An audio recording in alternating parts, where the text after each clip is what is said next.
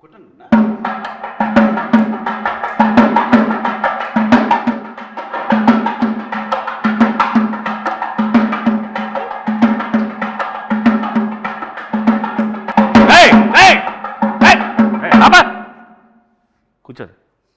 నీకు పెళ్లి చేసుకోమన్నాను కదా. చేసుకోమంటావు నాన్న. కట్నం కట్నం కట్నం అంటే ఈ రోజులు ఎవరు ఇస్తారు నాన్న కట్నం? కట్నం లేకుండా ఊరికే ఫ్రీగా వచ్చి ఇంట్లో పెట్టేసి మొత్తం మేము చూసుకోవాలి అమ్మాయిని. అట్లాగే వస్తారు ఈ రోజుల్లో. ఎవరు ఈ రోజుల్లో ఇంటికి వస్తున్నారు ఎవరైనా? ఇంకేం చేయమంటావు నాన్న? కట్నం తీసుకొని పెళ్లి చేసుకో. నీకు కావాలంటే బయటకి ఎక్కడైనా బ్యాంకాకి వెళ్ళి సరదాగా వెళ్ళి వచ్చాయి. ఆయన కూడా తీసుకెళ్ళి.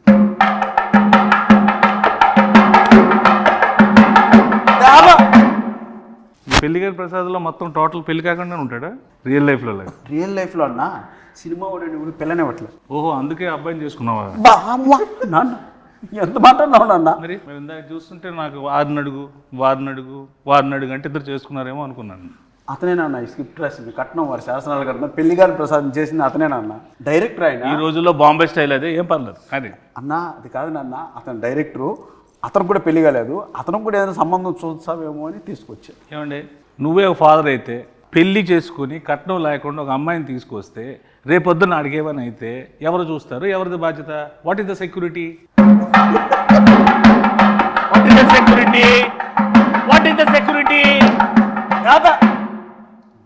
ఈ రోజుల్లో కట్నం తీసుకుని పెళ్లి చేసుకోవడం నేరం. ఎవడు చెప్పాడు? మీడియా చూస్తే అలా తీసుకోకుండా నువ్వు నేరం అంటున్నావు. అది తీసుకోకపోతే నా దృష్టిలో ఘోరం. కట్నం అసలు ఏం చేస్తావు? కట్నంతో ఏవో నేను సామాజిక సేవ చేస్తా, నీలాంటి పెళ్ళిళ్ళు 100 చేస్తా, ఓ పెద్ద ఫంక్షన్ హాల్ పెడతా, అందులో పెద్ద పెద్ద ఈవెంట్లు పెట్టి నువ్వు ఇచ్చిన డబ్బులతో నేను పెళ్ళిళ్ళు చేస్తా. నీకెందుకు? నువ్వు ఫస్ట్ కట్నం తీసుకో. నాన్న సమాజ సేవ చేసుకోవడానికి కట్నం చేయాలన్నా కష్టపడి సంపాదించి ఆ డబ్బులు తెచ్చేద్దానన్న సమాజ సేవ. పాత సినిమాల్లో పావలా తీసుకొని కోటీశ్వరులు అయిపోవడాలు, ఒక సాంగ్లో పెద్దోళ్ళు అయిపోవడాలు, ఒక సాంగ్లో ఇల్లు అన్ని చేసేసుకోవడాలు అన్ని సినిమాలు అవుతాయి. ఇక్కడ అవ్వవు. రియల్ ప్రాక్టికల్గా ఆలోచించు. కట్నం తీసుకో, హ్యాపీగా ఉండు. నీకు అంత ఎంజాయ్ చేయాలనుకుంటే నువ్వు వెళ్ళు బయటకు, ప్యారిస్ ఇట్లా ఎక్కడికి. కట్నం ఇవ్వరు నాన్న. ఇవ్వనప్పుడు ఎందుకు రాయి పెంట మన ఇంట్లోకి? నేను వెళ్ళిపోతా ఇంట్లో. నువ్వు నా కొడుకువే కాదు. నేను నీ కొడుకుని కాదు. కాదు, కట్నం తీసుకున్నాడు కొడుకు కాదు. నువ్వు నా నాన్నకు, నీకు బటర్ నాన్తో సమానం ఈ రోజు నుంచి. నువ్వు బటర్ నాన్న? అవును. మా నాన్న కాదా? కాదు. గోధుమ పిండి నాన్న కూడా కాదా? బటర్ నాన్ కొట్టు.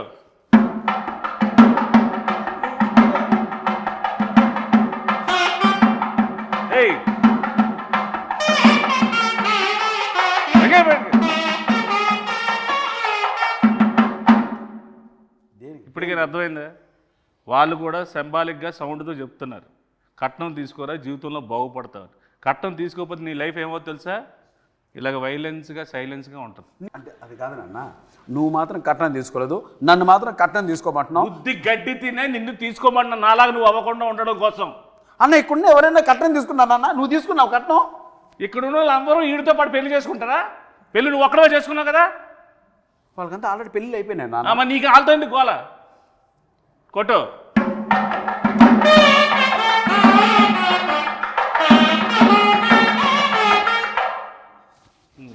చెప్పు నాన్న. యాక్చువల్గా నాన్న, నువ్వు ఏదో కట్నం వారి శాసనాల గ్రంథం ఒకటి రాసి మీ తాత ముత్తాతల నుంచి ఫాలో అవుతున్న రూల్స్ రెగ్యులేషన్స్ నా పైన మోపి నాకు ఏజ్ బయరేంత వరకు ఇలా నిలబెట్టి నాకు పెళ్లి కాకుండా చేసి పాపం మూట కట్టుకుంటున్నావు నాన్న. ఏం పర్లేదు, ఈ రోజు నేను చచ్చిపోయినా నాకేం పర్లేదు. కట్నం తీసుకుని హాయిగా చచ్చిపోతా. నువ్వు మాత్రం నాశనం అయిపోవడం నాకు ఇష్టం ఉండదు. నీ మంచిగా చెప్తున్నాను రా, ఒరే గుడ్ కళ్ళద్దాలెట్టుకున్న ఎదవా. నాన్న నువ్వు వెళ్ళిపోతే నాకు ఇంకో నాన్న ఎలా వస్తారు నాన్న? నువ్వు పెళ్లి చేసుకుంటున్నావు కదా, నీ దగ్గర డబ్బులు లేవనుకో, 4వ రోజు 5వ రోజు అదే వెళ్ళిపోతుంది. నీకు అప్పుడు తెలుస్తుంది బాధ ఏంటో.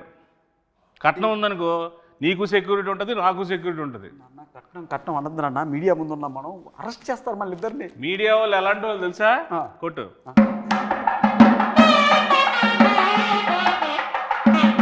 వాళ్ళకన్నీ తెలుసురా బాబు, నువ్వు చెప్పినవన్నీ వాళ్ళు ఏం కథలు వినరు, వాళ్ళకన్నీ ప్రాక్టికాలిటీస్ తెలుసు. సరే నా సంగతి అలా ఉంచుకొని డైరెక్టర్ కూడా పెళ్లి కావాలంటే ఎందుకు అడగ అతను నువ్వు ముందు చేసుకుని ఆయన ఆ చేసుకున్న దాంట్లో 4-5 పాయింట్లు ఉంటాయి కదా, అవి అడిగి చెప్పు.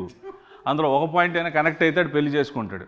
ఎన్ని పాయింట్లు ఏం చెప్పినా సరే కట్నం మాత్రం స్ట్రెస్ చేసి మరీ చెప్పు. అసలుకే మతిమరుపు ఎక్కువ ఈ క్యాండిడేట్కి. కొట్టు.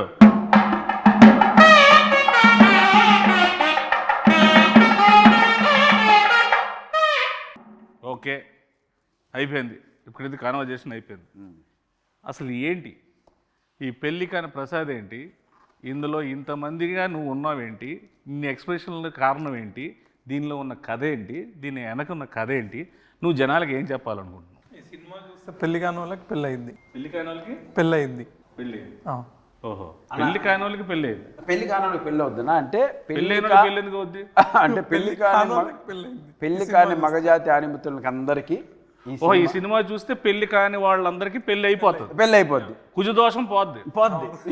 వెరీ గుడ్, కొత్త దోషం వస్తుంది. రాదా కొట్టు.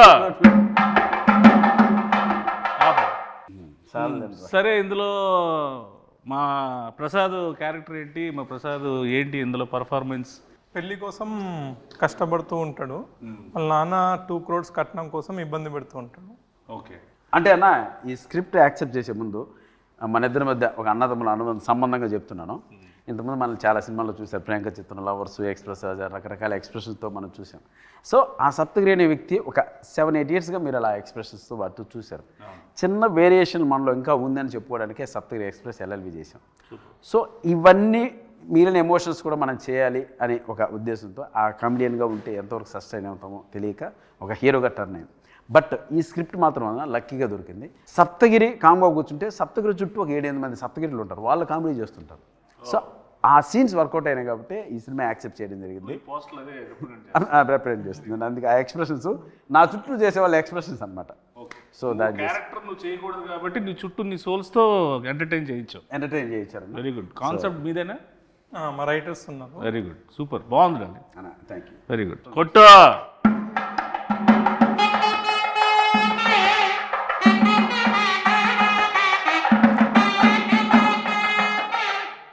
ఇది మన అంటే మాకు మాతృ సంస్థ లాంటిది వెంకటేశ్వర క్రియేషన్స్, దిల్రాజ్ గారిది.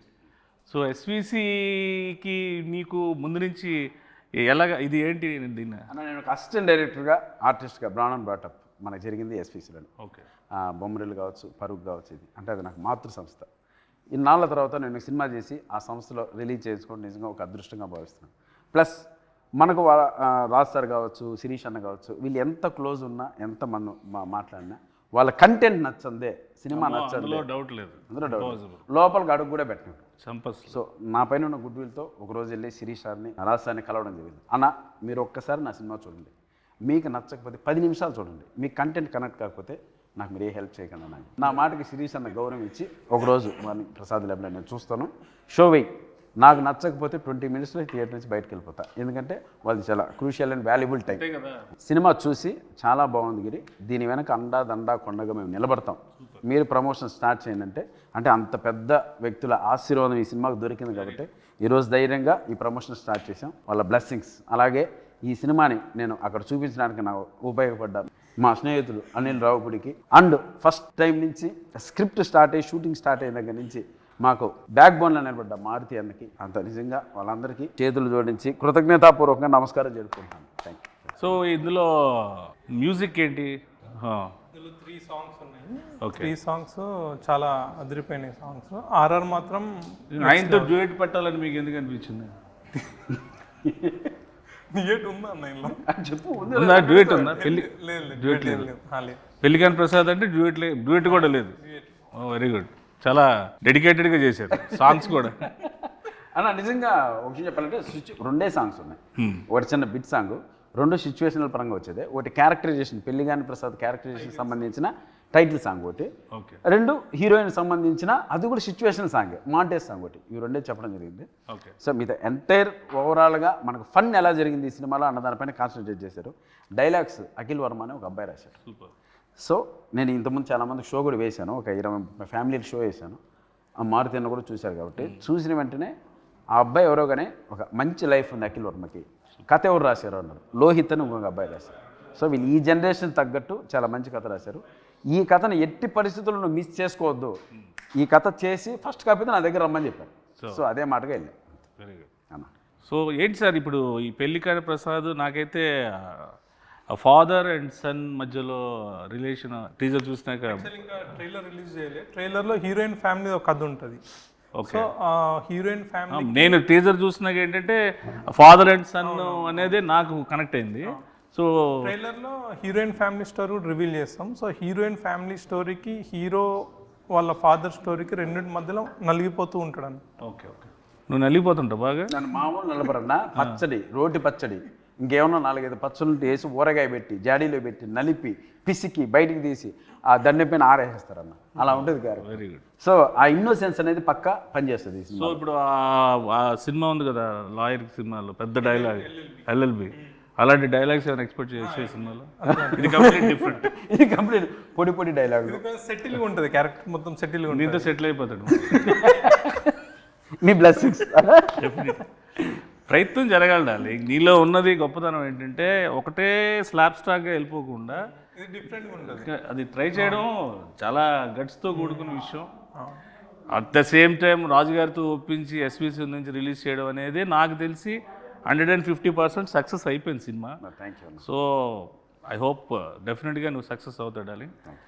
కాకపోతే పాజిటివ్ మాట్లాడుకున్నాం, నెగిటివ్స్ కూడా మాట్లాడుకుందాం మనం ఈ సినిమాలో. సో మీకు ఈ సినిమాలో బాగా నెగిటివ్ అనిపించింది. మనోడు ఎలాగా నెగిటివే, నేను తినేస్తాడు, అది చెయ్యి ఇది చెయ్యి అది చెయ్యి ఇది అది ఇది అని. సో ఏది మీరు కొన్ని ఇలా అనుకున్నాం బెటర్ వేలో అలా వెళ్ళింది అనుకునే పాయింట్స్ ఏమైనా ఉన్నాయి? మలేషియాలో చిన్న ఇన్సిడెంట్ జరిగింది, అది అన్నది. ఇప్పుడు మలేషియా షూటింగ్ ఫస్ట్ నుంచి మాకు అన్న ఫారిన్ షూటింగ్ ఉంది ఆస్ట్రేలియా. అలా స్వాతి ముత్యం సినిమాలో ఉద్యోగం కోసం కమలాసన్ గారు తిరుగుతుంటారు, సోమయాజీ. అలా ఆస్ట్రేలియా సరే ఆస్ట్రేలియా పోతున్నాం కదా, సరే ఓకే అన్నా దుబాయ్. ఏరా ఏం దుబాయ్ అంటే ఆస్ట్రేలియా బడ్జెట్ సరిపోవట్లేదన్నా అన్నాడు. సరే అన్నా సరే కాంప్రమైజ్ చేస్తా అన్నా దుబాయ్. సరే దుబాయ్ బాయ్ బాయ్ బాయ్ అన్నాడు. సెట్కి వచ్చావు. దుబాయ్ బాయ్ అన్నా మలేషియా ఆస్ట్రేలియా నుంచి దుబాయ్ నుంచి మలేషియా. ఎందుకు అన్న బడ్జెట్ కొంచెం సహకరించలేదు. సరే ఓకే చివరికి మలేషియా. సరే చివరికి గోవా అంటాడు, భయపడ్డా. చివరికి ఆన్లైన్ వీసా ఉందన్న మలేషియాకి వెళ్ళిపోతుందని మలేషియాకి తీసుకెళ్ళాడు.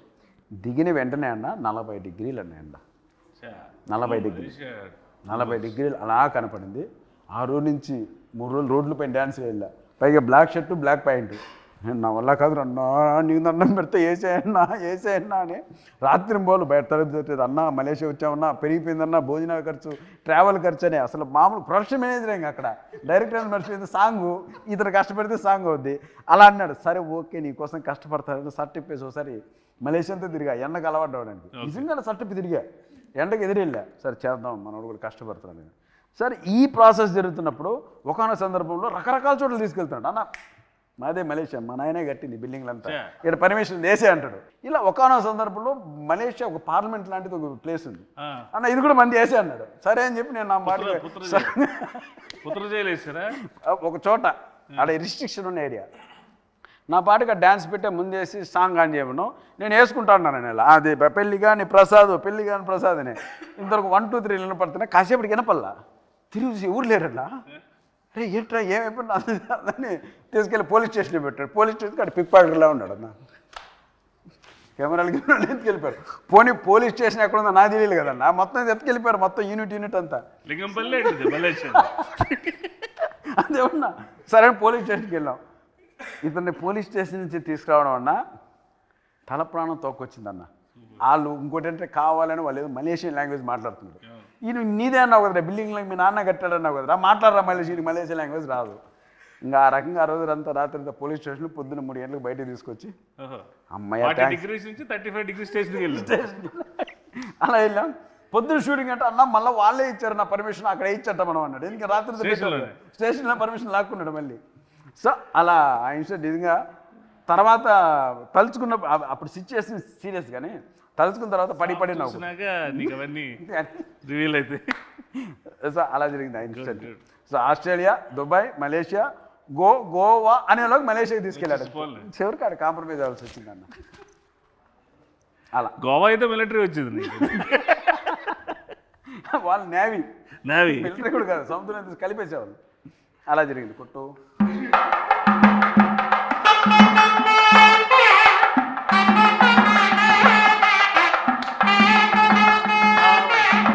నీకు పాస్పోర్ట్లోనే సార్ మలేషియా తీసుకెళ్తారా? మంచి డిమాండ్ ఉంది కొత్త జైలు కొట్టుకోవచ్చు అలా. వీళ్ళకైతే శుక్రవారం అరెస్ట్ చేసి సోమవారం తీసుకెళ్తారు వీళ్ళకి, శనివారం ఆదివారం సెలవు అక్కడ. కాబట్టి సో హీరోయిన్ ఏంటి సార్ ఈ సినిమాలో? పెళ్లికాని ప్రసాద్కి పెళ్ళి అయ్యే హీరోయిన్ వెళ్ళిపో చెప్పు, హీరోయిన్ ఏంటో చెప్పు అంటున్నారు, అడుగు. ఆవిడ వెళ్ళిపోయిందిలేండి. సినిమాలో ఏంటంటే హీరోయిన్ క్యారెక్టర్ సార్, ఆ? ఉందా? Heroine character. సో హీరోయిన్ క్యారెక్టరే, హీరోయిన్ క్యారెక్టరే అంటాడు. ఓ ఇలాగా నీకులాగా మదర్ క్యారెక్టర్, పిన్ని క్యారెక్టర్లు అన్నీ ఆవిడ చేయలేదా? Heroine character. Very good. అంటే పెళ్లికాని ప్రసాద్కి హీరోయిన్ ఇంపార్టెన్స్ ఏమైనా ఉండి ఆ ఫీల్ ఏమైనా, పెళ్లికాని ప్రసాద్ కారణం ఏమైనా? పెళ్లిగాని ప్రసాద్, ఆమె పెళ్లిగాని ప్రసాద్ అమ్మ. వాళ్ళ అమ్మ అమ్మ ప్రసాద్ అమ్మ అంటే ఆమె ఆహా. మేలు నీకన్నా తాత పెళ్లి విషయంలో నాకన్నా తాత. తెలియకుండా చూడండి ఎంత నవ్వుతూ ఉన్నారు ఒక్కొక్కరు. ఒక శతమానం బౌద్ధ ఫ్యామిలీ ఎలా ఉన్నారు కదా. సినిమా చూస్తే అన్న దండుపాలెం బంగారుపాలెం మొత్తం అన్ని కలిపి కొడతారు వాళ్ళు. అలా ఉంటుంది పచ్చడి, రోడ్డు పచ్చడి, ఊరగాయ, ఇంకా అట్లుంటుంది వ్యాపారం. ఈవిడ ఉన్నారు కదా అమ్మగారు, ప్రమోదిని మహాతల్లి. నిజం చెప్తున్నానన్నా, నిజంగా మనకు 3 జనరేషన్లకి ఒక వరం ఆమె. అటు లెజెండ్స్ ఎన్టీఆర్ గారు, నాగేశ్వరరావు గారు, అక్కడి నుంచి తర్వాత చిరంజీవి గారి తరం, ఆ తర్వాత ఈ తరానికి కూడా ఆయన ఉండి ఆ ట్రాన్స్ఫర్మేషన్ ఉంటుంది చూడండి అన్న. అన్నపూర్ణమ్మ గారు స్క్రీన్ మీద షార్ట్లోన ఆఫ్ ద షాట్ కూడా ఆవిడ ఎనర్జీ కానీ ఆవిడ తాలూకా అంతే. ఆ జనరేషన్లో వాళ్ళకి ముందు కాళ్ళకి దండం పెట్టుకోవడం తప్ప మనం చేసేది ఏం లేదు. ఇంకోటి మనం ఏదన్నా రెడీ అయిపోతామని రాగానే ఏరా అబ్బాయి రెడీనా అంటే అమ్మ రెడీ అమ్మా అంటే ఇంకా అక్కడికి వచ్చి ఒక సీన్ పడిందన్న మాకు ఆయనకి. నువ్వు కాచుకో, నువ్వు సత్తగిరా, నేను అన్నపూర్ణమ్మ ఎవడో తెలుసుకున్నావు అని చెప్పి రైట్ తల్లి అన్నాం. ఇంకా అంతే ఉత్తికి ఆరేసి దండి మీద ఆరేసి క్లిబ్బులు పెట్టి వెళ్ళిపోయింది లోపల. ఇంక ఎండ వచ్చినప్పుడు 6ంటికి పెట్టుకోవడం అంతే. అలా ఉంటుంది మ్యాటర్. డైరెక్టర్ గారు ఒక క్లోజ్ తీయమంటేనే ఇప్పుడు ఎవరు సగం క్లోజ్ తీయట్లేదు. ఇన్ని క్లోజ్లు ఎంత బాగా తీసిన డిఓపి ఎవరు సార్? సుజాత సిద్ధార్థ్ అని డిఓపి చాలా బాగా చేసిండు. ఆయన ఇంతకుముందు 6 to 7 ఫిల్మ్ చేసిండు, అన్ని మంచి బడ్జెట్ మూవీస్ చేసిండు. ఇప్పుడు మనం మూవీ చేసాము. అంటే సుజాత సిద్ధార్థ గారు ఇచ్చినటువంటి అవుట్పుట్ వల్లే, ఆ క్వాలిటీ వల్లనే నేను ఒక పెద్ద మనుషుల దగ్గరికి వెళ్ళగలిగాను. ఇండస్ట్రీ పెద్ద ఆ క్వాలిటీ ఉన్న అవుట్పుట్ చూపించాలి కదా. ఏదో అది లేకపోతే నేను కూడా ధైర్యంగా వెళ్ళాను. నిజంగా ఆ విషయంలో మాత్రం సిద్ధార్థకి నిజంగా స్పెషల్ థ్యాంక్స్ అన్న, థ్యాంక్ యూ. అండ్ ఆ అవుట్పుట్ తీసుకుని నేను చూపించడం వల్లే క్వాలిటీ బాగుంది, మంచి మేకింగ్ చేశారు, మంచి ఆర్టిస్టులు పెట్టారు, ఎవ్రీథింగ్ పర్ఫెక్ట్గా ఉంది, ఇప్పుడు మేము చూస్తామని ఒక నమ్మకం కలిగించే విధంగా మాకు ఆ ఫోటోగ్రఫీ చేశారు. ఇక ఈ ఇన్ని ఎక్స్ప్రెషన్లు ఒక ఫ్రేమ్లో సినిమా గురించి చెప్పే ఈ కాన్సెప్ట్ చాలా బాగుంది యాక్చువల్లీ. ఈ థాట్ ఎవరిది? Very good sir. అంటే అన్ని ఆర్టిస్టులు కన్నా ఒక పెళ్లికాని ప్రసాద్ అనేవాడికి ఇన్ని వేరియేషన్స్, ఈ సినిమాలో ఇన్ని ఎమోషన్స్ ఉంటాయనేది బై పోస్టల్ చూస్తేనే మాకు అర్థం అవుతుంది. అది సినిమాలో డెఫినెట్గా ఉంటుంది అనుకుంటున్నాను. అది ఉంటే కనుక నువ్వు ఇంకా పాన్ ఇండియా సినిమా చేసుకోవచ్చు. హ్యాపీగా రీజనల్ లాంగ్వేజ్ మంచి సినిమాలు పాన్ ఇండియా, మళ్ళీ మలేషియా జైలు, పాన్ ఇండియా అంటే మలేషియా, అక్కడి నుంచి ఆస్ట్రేలియా నుంచి దుబాయ్, కట్ చేస్తే పెళ్ళి లింగంపల్లి, యూసఫ్ కూడా. సో ఇందులో యాక్షన్ ఎక్కువ ఉందండి, కామెడీ యాక్షన్ ఉంది. అది that is one of the action, biggest action. Comedy అనేది అంత యాక్షన్ ఎవరు చేయలేరు. ఫైట్ మాస్టర్లు కామెడీ యాక్షన్ చేయలేరు. అందుకే అన్ననే చేసేసాను, ఫైట్ మాస్టర్ లేడు అని ఆయన చేసాడు, అన్ననే ఈ మాస్టర్ కూడా ఈయన. సూపర్.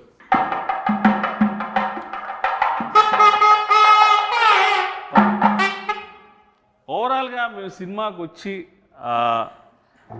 ఈ సినిమాలో ఈ మన సప్తగిరి అంటే ఈ ఎమోషను, ఎంటర్టైన్మెంటు, ఇవి కాకుండా ప్రత్యేకంగా ఈ సినిమాలో తన నుంచి మేము ఏం ఎక్స్పెక్ట్ చేయొచ్చు అన్న? ఇందాక 5 చెప్పారు కదా, 5 చెప్పండి అన్న.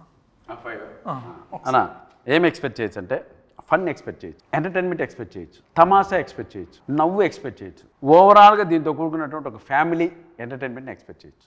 అంటే ఓవరాల్గా మనకు ఓన్లీ ఫన్నే, పంచభూతాలు ఉన్నాయి కాబట్టి అందులో పెద్ద భూతం నువ్వు. అది super, very good. So I wish you all the best, happy success darling, congratulations and all the best sir. And I hope this film will go in to be rock on 21st of this month. ఇలాంటి సినిమాలు నువ్వు ఇంకెన్నో చేసి ఇంకెంతో పేరు తెచ్చుకొని కమేడియన్స్లో ఒక సత్తా ఉన్న హీరో ఉన్నాడని నిరూపించుకోవాలి. Love you, thank you.